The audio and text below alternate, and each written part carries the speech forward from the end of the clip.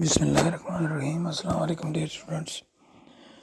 8th की science में हमारा आज का जो टॉपिक है जो हम डिस्कस कर रहे हैं फूड प्रोडक्शन एंड मैनेजमेंट, और उसमें आज हम डिस्कस करेंगे transplanting.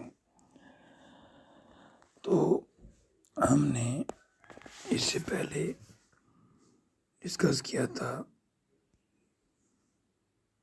Basic practices of crop production. उसी में ये एक प्रैक्टिस है क्रॉप प्रोडक्शन की।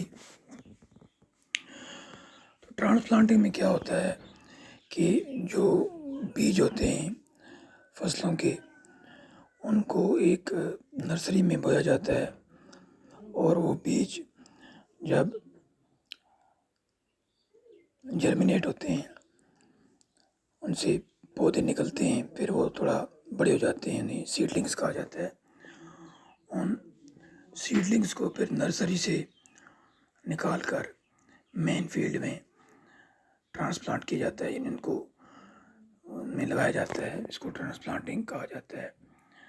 तो ट्रांसप्लांटिंग से क्या होता है कि जो रूट्स होते हैं वो अच्छी तरह ज़मीन में जो है धंस जाते हैं, यानी उनकी अच्छी पकड़ हो जाती है ज़मीन में, मिट्टी में, और फिर जो है उनकी जो शूट सिस्टम है उसकी बहुत अच्छी डेवलपमेंट होती है।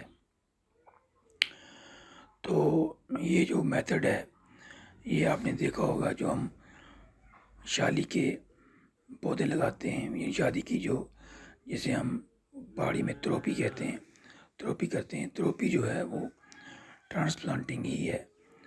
तो इसके अलावा मुख्तलिफ सब्ज़ियाँ जो हैं उनको भी इसी तरह मुख्तलिफ नर्सरी से पौधे निकाल कर फिर उन सब्ज़ी के जो बाग हैं उनमें लगाया जाता है। तो इसके लिए क्या होता है, ट्रांसप्लांटिंग से पहले जो फील्ड है, जो खेत है, उसको अच्छे तरीके से हल चलाया जाता है और फिर उसमें खाद डाली जाती है। तो अब अगर इस खेत में आपने धान की फसल लगानी है तो उसमें आपने पानी भी लगाना है, और फिर उसको पानी लगाने के बाद, जैसा आप जानते हैं, दोबारा प्लोइंग की जाती है, और वो एक किस्म का जो है यानी पानी उसमें भरा रहता है खेत में, और फिर उसमें ट्रांसप्लांटिंग की जाती है। और पौधे जो हैं उनके बीच में गैप रखे जाते हैं, प्रॉपर रोज़ और कॉलम्स में वो लगाए जाते हैं, ताकि जो प्लांट्स हैं उनको अच्छी मिक़दार में, सफिशेंट क्वांटिटी में सनलाइट और वाटर मिले, और उनकी अच्छी तरह से जो है नशो नमा हो सके। तो इसके बाद एक एक्टिविटी है, वो एक्टिविटी हम करेंगे।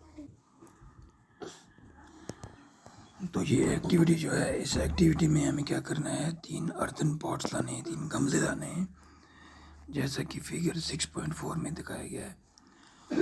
और इन तीनों गमलों में एक ही मिक़दार में मिट्टी होनी चाहिए, यानी बराबर मिट्टी होनी चाहिए। तो फिर इन पॉट्स को हम लेबल करेंगे A, B और C,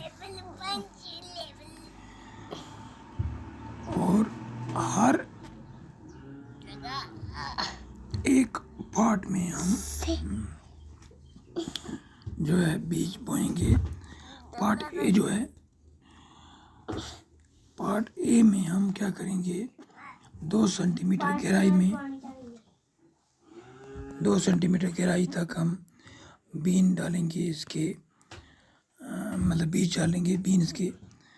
तो 5 बीन हम डालेंगे। इसी तरह 5 बीन हम पार्ट बी में डालेंगे, और 5 सेंटीमीटर की डेप्थ तक, यानी 5 सेंटीमीटर गहरे। और इसी तरह पार्ट सी में हम 5 बीज डालेंगे बीन्स के, जो 10 सेंटीमीटर गहरे होंगे। और फिर इन तीनों गमलों को हम लगातार पानी देते रहेंगे, हर दिन एक बार पानी डालेंगे और बराबर मिकदार में बराबर क्वांटिटी पानी की तीनों में डालनी है। उसके बाद आप देखेंगे कि आप ये ऑब्ज़र्व करेंगे कि किस पार्ट में सबसे पहले सैपलिंग्स जो हैं वो नमूदार हुई हैं, यानी किस पार्ट में जो है वो यानी पौधे जो हैं निकलना शुरू हुए। तो जो पार्ट बी है, पार्ट बी के जो पौधे हैं वो हेल्दी ग्रोथ शो करेंगे ए और पार्ट सी की बनिस्बत। और इससे हमें ये पता चलता है कि जो बीज होते हैं वो जब तक उनको हम बराबर डेप्थ में मिट्टी की बराबर गहराई में ना डालें तब तक वो जर्मिनेट नहीं होते या वो जल्दी जर्मिनेट नहीं होते। तो ये था हमारा आज का टॉपिक ट्रांसप्लांटिंग का। और उसके बाद नेक्स्ट क्लास में हम मैन्योरिंग और इरिगेशन के बारे में डिस्कस करेंगे। That is enough for this class.